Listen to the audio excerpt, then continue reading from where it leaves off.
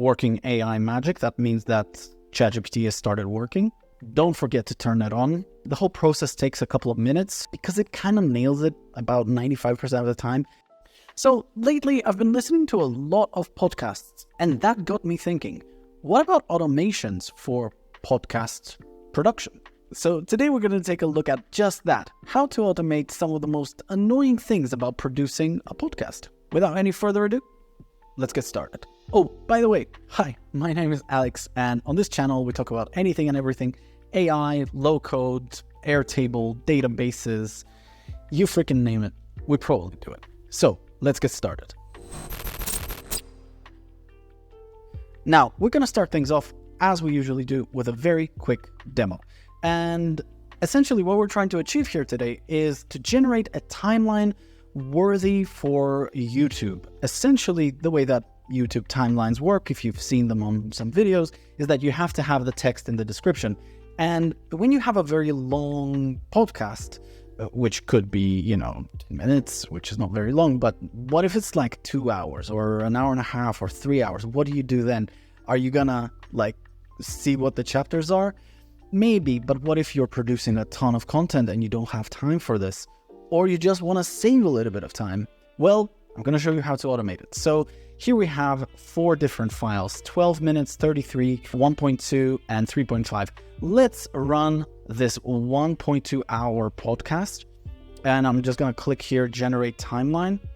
And let's just start transcribing it now.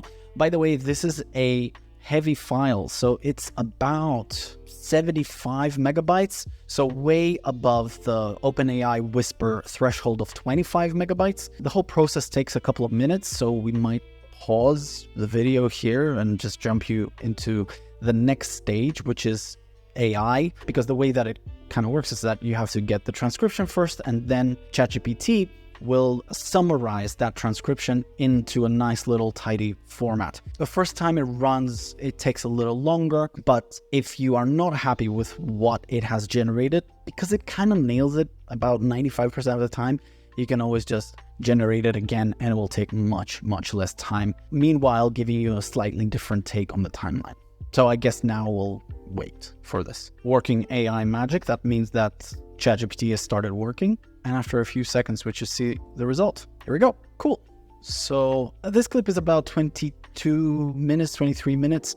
So it has come very, very close to that. And yeah, I've seen the clip. So this is very, very close to the truth. It gives us the minute mark. So 7th minute, 11th minute, and so forth. And that's basically it. So without any further ado, let's jump and see how this is all set up on Airtable. And afterwards, I'm going to show you how to set this up on Make. All right, so in terms of database, well, there's not much to kind of discuss.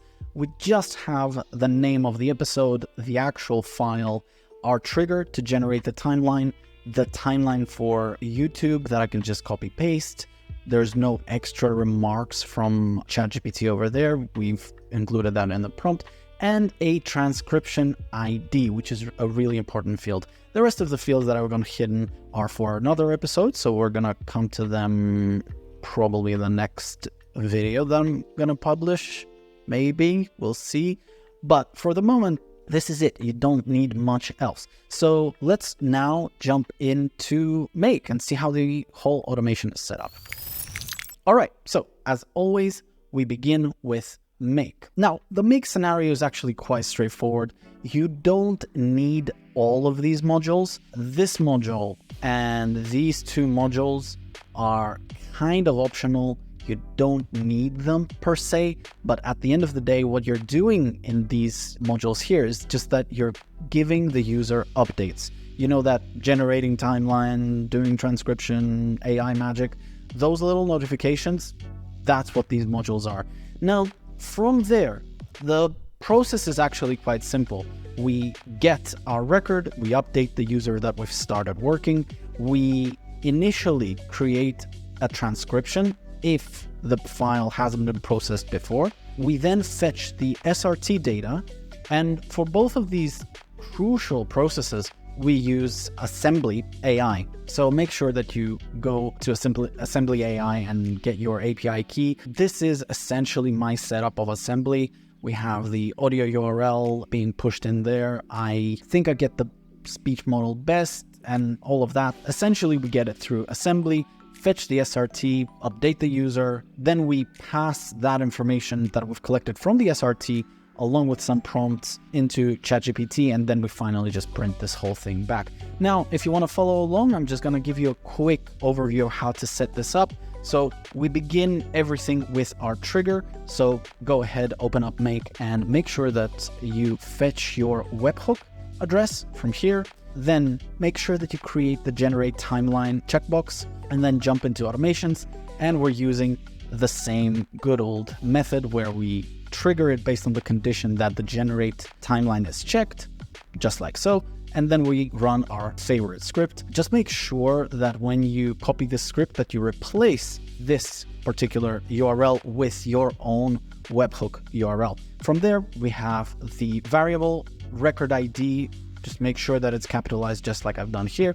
And then let's just map the Airtable record ID from over here, this particular field. Yeah, just map it in, finish editing. Don't forget to turn that on. And then that's it in terms of your trigger.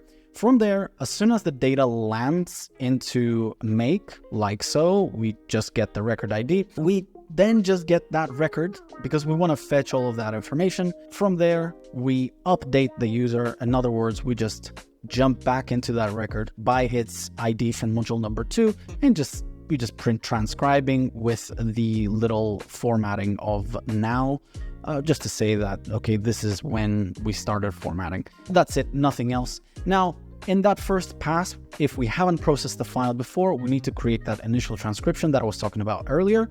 And here we just map the podcast audio URL. I think you can go upwards of about 100 hours, if I'm not mistaken, but really the point is that it's much larger than the Whisper audio speech-to-text product by OpenAI. So yeah, definitely much more scalable solution, I would say. But then just choose speech model best.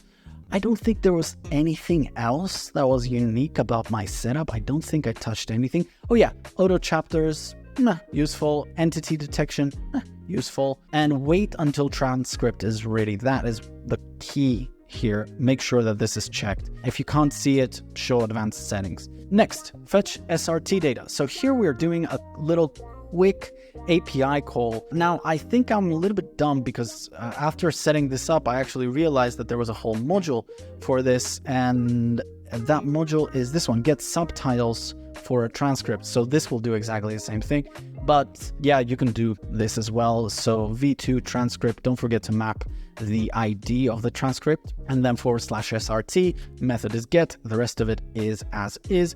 And that should generate the SRT version of the transcript. So from there, again, we're just printing a quick little message to the user to say, hey, we've started working on our AI magic. And from there, we have our prompt. Now, that's the most important thing here.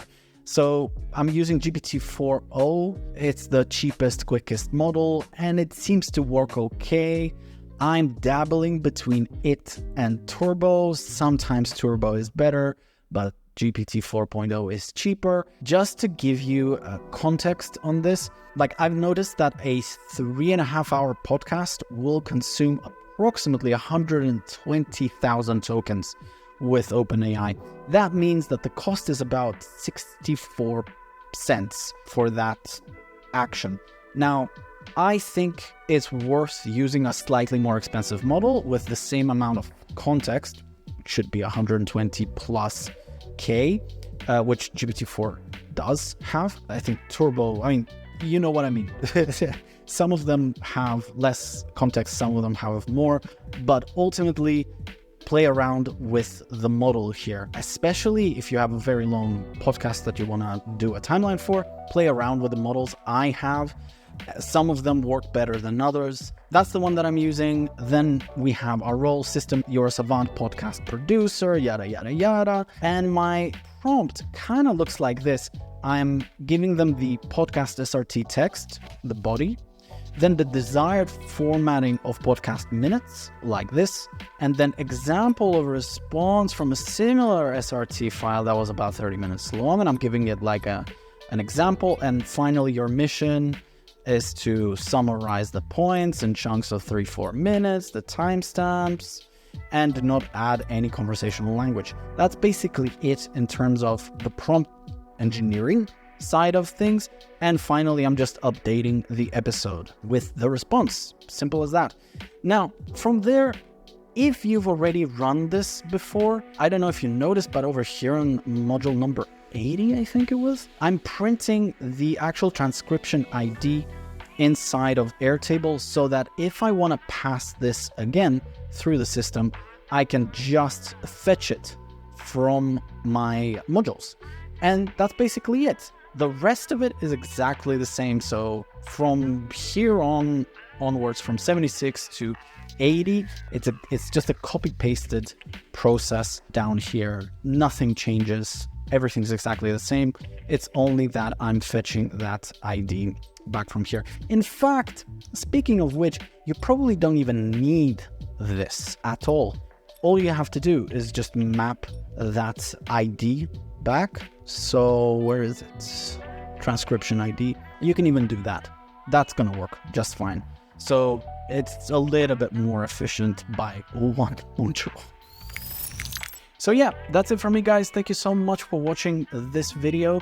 Let me know down in the comments below if you've enjoyed it and if you want me to make more content about podcast management using Airtable, using maybe some other tools, but definitely in terms of like automating stuff. So yeah, that's it for me. I'll catch you in the next one. Cheers.